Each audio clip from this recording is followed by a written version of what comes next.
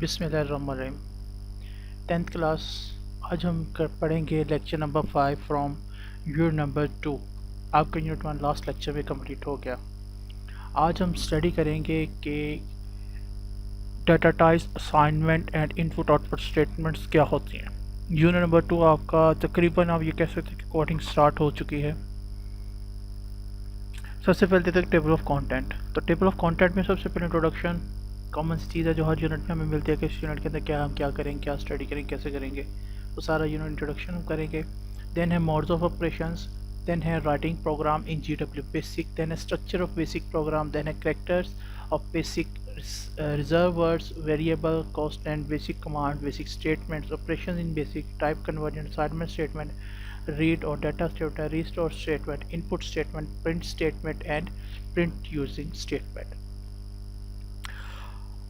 इस यूनिट के अंदर हम GW बेसिक के रेलिवेंट और कंप्यूटर के जो है बेसिकली डिफरेंट चीज़ों को, वर्किंग को समझेंगे। किसे कैसे मोड्स ऑफ ऑपरेशंस क्या है, GW बेसिक क्या है, GW बेसिक का काम क्या है, इसके अंदर कौन कौन से जो है प्री डिफाइंड वर्ड्स हैं, इसकी लॉजिक्स क्या हैं या इसकी वर्किंग का मेथडोलॉजीज़ क्या है, और स्टेटमेंट्स, कमांड्स क्या होती हैं इसके अंदर जो हम यूज़ करेंगे ऑल ओवर द सिलेबस अपने 10th क्लास का।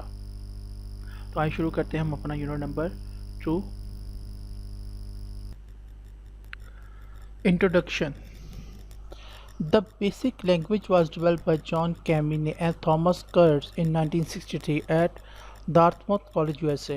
It was invented as an instructional tool to teach fundamental programming concepts to students.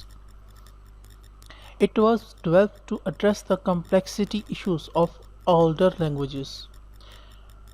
Basic को स्टूडेंट्स को समझाने के लिए फंडामेंटल जो प्रोग्रामिंग कॉन्सेप्ट्स हैं उसके लिए डेवलप किया गया था।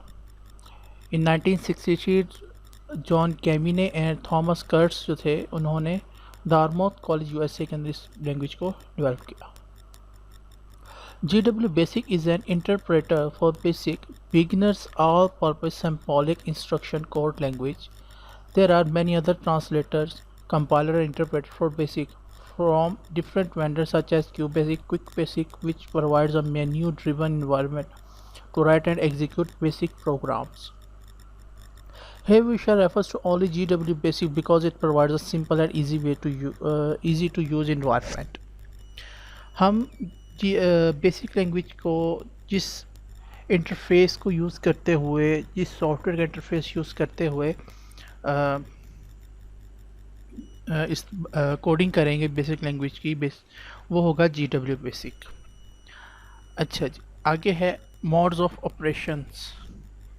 GW Basic can operate in two modes, that is direct mode and second is indirect mode. When GW Basic is loaded, it shows OK message. At this stage, it is an indirect mode. मतलब ये कि आप कोई भी statement, कोई भी execution statement type करें और जस्ट एंटर की प्रेस करें, ठीक है। तो अगर आपको उसके फ़ौरन साथ ही जो है वो प्रिंट शो हो जाए, लिखा हुआ OK मैसेज शो हो जाए, तो आप कह सकते हो कि आप डायरेक्ट मोड में हो। Indirect mode. In indirect mode, GW Basic commands are executed as they are typed. Results of arithmetic and logical operations can be displayed immediately, but the commands themselves are lost after execution. This mode is useful for debugging and for quick computation that do not require a complete program. जब आपके पास छोटी सी values और आप उसको compute करना चाहते हो, debug करना चाहते हो, जो देखना चाहते हो क्या रिज़ल्ट आएगा, तब आप इस मोड को यूज़ करें, वो ज़्यादा बेटर है बजाय इसके कि आप बहुत सारा लेंथी कोड इस मोड में लिखें, क्योंकि जब एग्जीक्यूशन एक बार होगी उसके बाद ये लॉस्ट है सारा, आपको दोबारा एक किसी काम का नहीं रहेगा कोड। एग्जांपल ये देखें जी, okay print 786 divide by 3 to 62, okay ये डायरेक्ट मोड है, ठीक है। Print welcome to GW basic, welcome to GW basic, okay. ये जैसे आप एंटर की प्रेस करेंगे नेक्स्ट लाइन जाने के लिए वो साथ ही एग्जीक्यूट कर देगा। The indirect mode is use to type programs. Program statements are always preceded by line number and are stored in memory. इनको लाइन नंबर्स के साथ जो है स्टार्ट किया जाता है इसके अंदर इंडायरेक्ट मोड के लाइन को, और जो लाइन नंबर है मेमोरी के अंदर स्टोर होता है। The program loaded in memory is executed by entering the run command. और उस प्रोग्राम को आप पूरे का पूरा प्रोग्राम जो है वो आपके मेमोरी में स्टोर हो चुका होता है, तो आप उसको रन कमांड को यूज़ करते हुए उसको दोबारा मेमोरी में लोड मेमोरी से एग्जीक्यूट करवा सकते हो। ऑटो ऑटो जो है बेसिकली एक प्री डिफाइंड कमांड है। आप इसको जस्ट टाइप करोगे तो आप जितना लिखते जाओगे लाइन नंबर ऑटोमेटिक आपका लगता जाएगा। ऑटो लाइन नंबर को ऑटो इंक्रीमेंट करने के लिए लगाई जाती है। 10 print 786 divide by 3 20 print welcome to GW basic end. Okay, जैसे आप एंड लिखने के बाद एंटर करोगे वो ओके कर देगा, और जब आप लिखोगे रन तो वो पीछे लिखी हुई जितनी स्टेटमेंट हैं सबको एग्जीक्यूट करेगा। तो इसका जवाब आना था 262 यह गया, और नेक्स्ट लाइन पर से प्रिंट करते हैं वेलकम टू GW बेसिक, और उसके बाद ओके। ठीक हो गया, ये था हमारा interact mode. GW basic commands are executable instruction which are operated in the direct mode that do not require preceding the line number. GW basic statements are written as a program and each statement precedes by line number. GW basic की command और statement में क्या फ़र्क है? Command और statement फ़र्क ये है कि कमांड के अंदर आप लाइन नंबर नहीं लिखोगे, जबकि स्टेटमेंट के अंदर आप लाइन नंबर लिखोगे। आगे है जी writing program in GW basic. GW Basic provides an IDE integrated development environment where we can write, edit, save, load and execute basic programs. आपका जो environment है वो कुछ इस तरह का है। ये है जी आपका environment GW Basic का।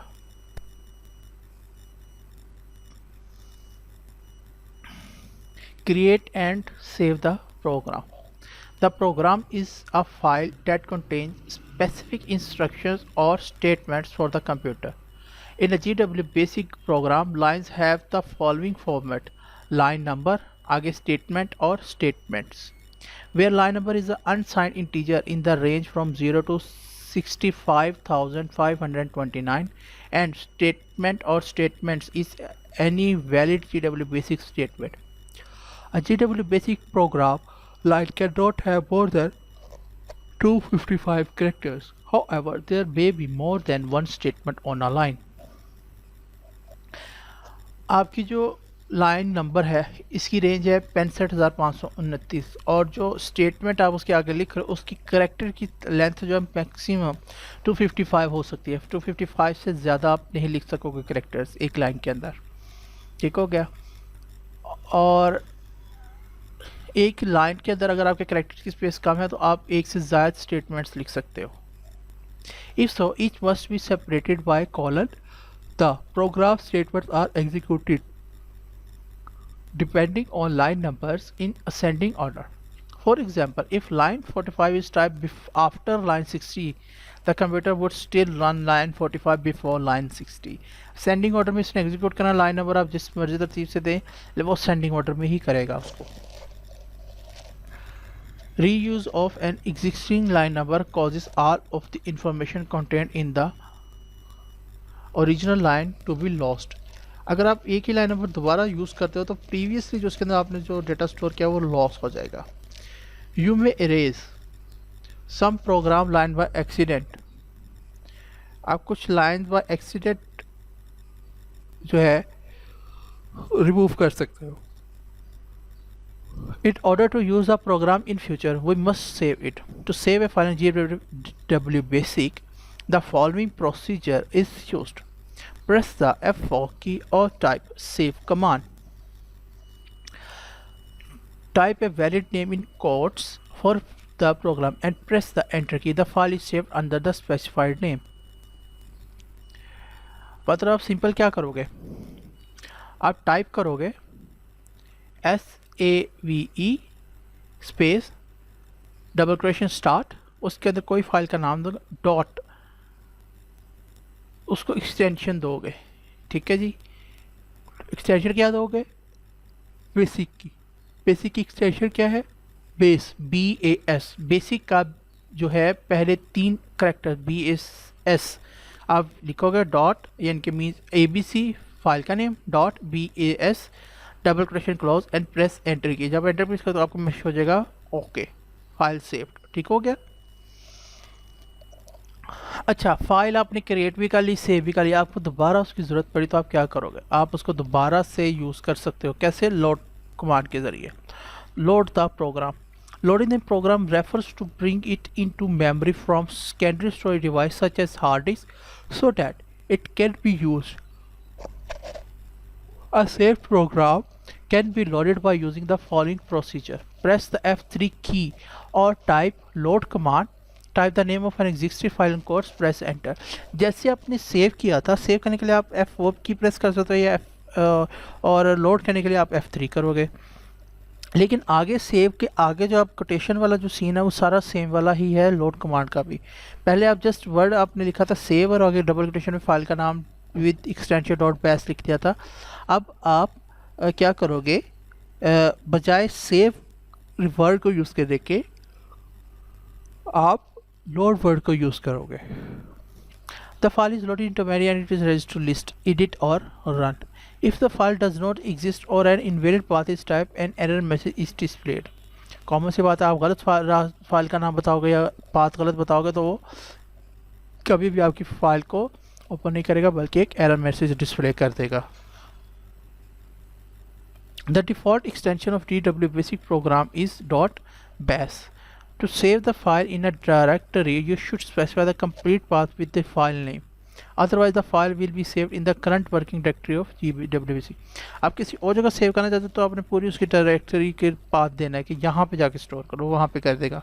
अगर नहीं देते, आप जस्ट फाइल का नाम देते हो तो वो जस्ट क्या करेगा, उस फाइल का नाम जो है इसके साथ करंट डायरेक्टरी जो भी ओपन होगी उसके अंदर उसको सेव कर देगा।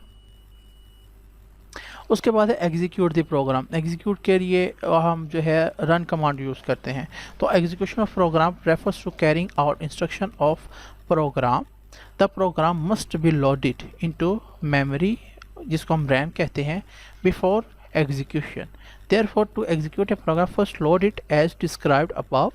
Then press F2 key or type run command. The output of the program will follow it.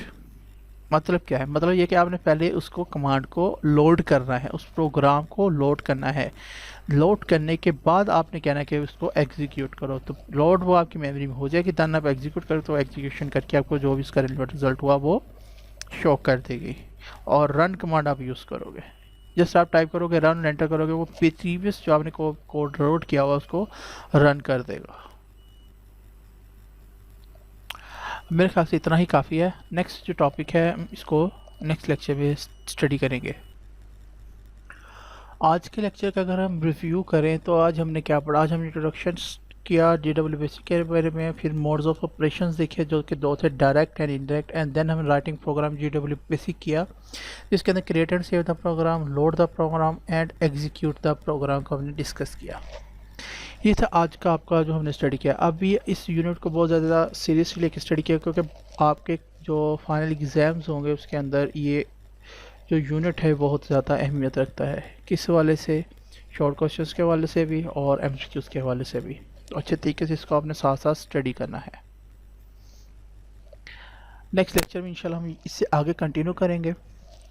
घर में रहें, अपने अपने गिरदनों का ख्याल रखें, एक दूसरे का ख्याल रखें और अल्लाह ताला से दुआ करें ताला हम इस मौजी मर्ज से निजात अता फरमाए। इंशाअल्लाह अल्लाह ताला बहुत जल्द हमें इस मौजी मर्ज से निजात अता फरमाएगा। नेक्स्ट लेक्चर तक के लिए इसको स्टडी करें, इंशाल्लाह मुलाकात होगी नेक्स्ट लेक्चर में। अल्लाह हाफिज़।